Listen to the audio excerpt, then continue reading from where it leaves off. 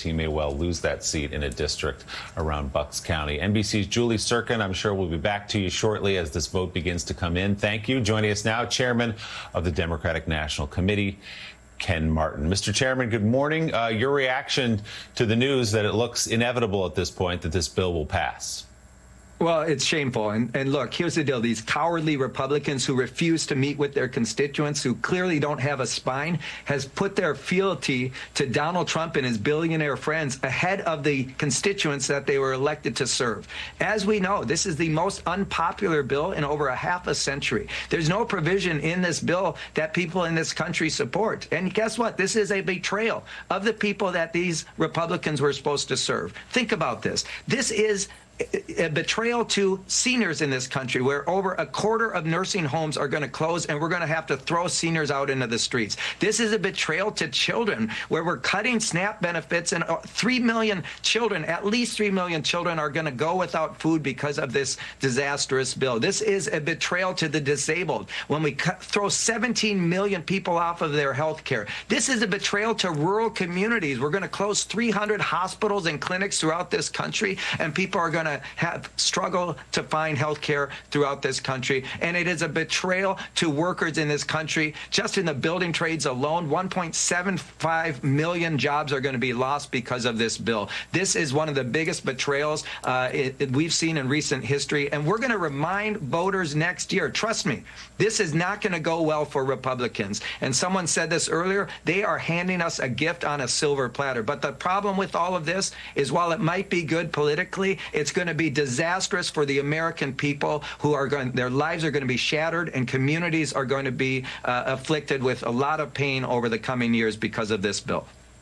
Yeah, the politics should take a back seat to what's actually going to happen to real people because of this bill. But it is your job as the chair of the DNC to win elections, to help win elections for the Democratic Party. So as you move forward, we should point out the midterm elections everyone's talking about are 16 months away. We're not talking about this fall. There's a lot of time between now and then, and we know how things change and happen so quickly, particularly in this political environment we live in today. So how do you, as someone charged with keeping the message alive, how do you continue to push that all the way and try to win the House and the Senate?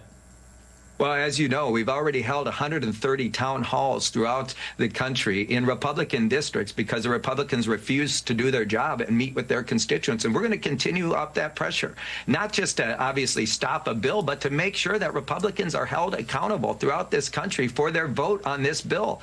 Yeah, there's a long time between now and the elections of 26. We have elections in 25, critical elections in New Jersey, Virginia, Pennsylvania, over 100,000 elections on the ballot, local elections on the ballot, that we're going to compete in this fall and this summer. And there's no doubt that in many cases, those elections will be a referendum on what happened here in Washington, D.C., and we're going to continue that pressure. We're doing that right now with our Organizing Summer campaign, and I would encourage your listeners, if you want to join our organizing efforts to hold Republicans accountable throughout the country, text ACTION to 43367. ACTION to 43367 to join our Organizing Summer campaign. We're going to turn up the heat, make sure Republicans are held accountable for their disastrous vote on this bill, and make sure that we're putting ourselves in a position to win back the majority in the U.S. House of Representatives, in the U.S. Senate, and elections up and down the ballot next year. Look, this is a critical time for our party. More importantly, it's a critical time for this country, and the Democratic Party is the only thing standing in the way of this full-on authoritarian regime having an unimpeded path to do whatever the hell they want to inflict more pain and damage in this country.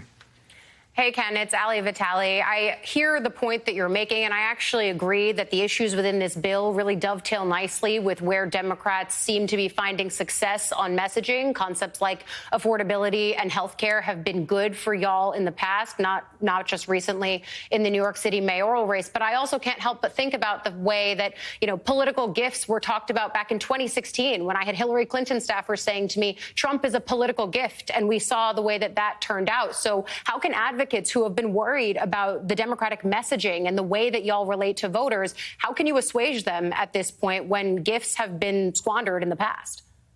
Well, I think it's a fair point, Ali, but let me just tell you, this is the most unpopular piece of legislation that we've seen in over a half of a century, right? Look, we're not underestimating Donald Trump. I think people underestimated Donald Trump before. We didn't, a lot of folks in our party didn't believe how bad he was going to be as president. And sure enough, I think the difference now is, all of those independent voters and Republican voters who voted for Donald Trump are having deep buyer's remorse because he said to them on day one that he was going to improve their lives. He was going to strengthen their communities. He was going to make their lives more affordable and help them actually climb the economic ladder and achieve success for their family. He hasn't focused one bit on that. And this is an opportunity for the Democratic Party to expand our coalition, to bring people back into our party, back into the conversation by fighting for them. And I'll tell you right now, we're not going to squander that opportunity. I think you see the unity amongst Democrats throughout the country and fighting back against this bill, and certainly making sure that we're positioning ourselves to win. Look, don't make no mistake about it. The Democratic Party, we're here to fight, we're here to win, and we're here to make sure that we actually give American people a sense that their better days are ahead of them, and that this bullshit bill that they see right now in Congress, that's not going to happen if you put Democrats back in power. Getting in some colorful language before 9 a.m. there, but I sense the frustration, and it's echoed, frankly, from those on Capitol Hill, including Jeffries, who's still speaking. But I wonder then if you can take us inside the map, because at the end of the day, none of it really matters unless you can retake the House and much more difficultly the Senate. But look at for viewers some of the districts that we should be looking at going forward. As you see Republicans taking a tough vote here, Fitzpatrick, of course, could be a no vote, explained by the fact that he's in a swing district. But where else should people be looking, and where else are you targeting on the ground? Well, there's a number of districts. Look, we've been able to actually, Ali, expand out the map over the last few months, where we started with a much more narrow list of targets for the House. We've seen an overperformance in 35 special elections on the ballot since Donald Trump was inaugurated. We have overperformed in all of them and won in many of those elections. What does that suggest? It suggests as we head into the 26 elections, where we only need 3 seats to win back the U.S. House, that we have been able to expand our map and expand the number of opportunities we have to win back the majority. And, the list is so long, I'm not going to go over every one of them. But if you want a list of them, again, text ACTION to 43367, and we will make sure that and your viewers know exactly where we're putting our efforts around the congressional map. On the Senate map, of course, people say, well, it's impossible for us to win the Senate back. Those same people are the ones who said in 2006 that there's no way we were going to win both chambers. And, of course, that wave election helped usher us back into power in both chambers. And think about this. George Bush's numbers in 2005 were higher than Trump's numbers are in 2025. Trump's numbers in 2017, a precursor to another wave election, were higher than they are right now. Again, I think if this trend line continues for the Republican Party, there is a real shot for us to win not just the House back, but the Senate as well. Now, look, we're going to do everything we can. I'm attached to Hakeem Jeffries' hip. Our surest and safest bet to make sure that we stop Donald Trump is to win back the U.S. House. And we've got a great map to be able to do that. And the Senate map is becoming much better for us every day that this disaster continues. Chairman, let me ask you before we let you go about the results of the New York City mayoral election made official this week that Zohran Mamdani, 33-year-old Democratic socialist, upset an established Democrat with huge name ID in Andrew Cuomo. Some Democrats saying he is the way, that is the future, energizing young voters.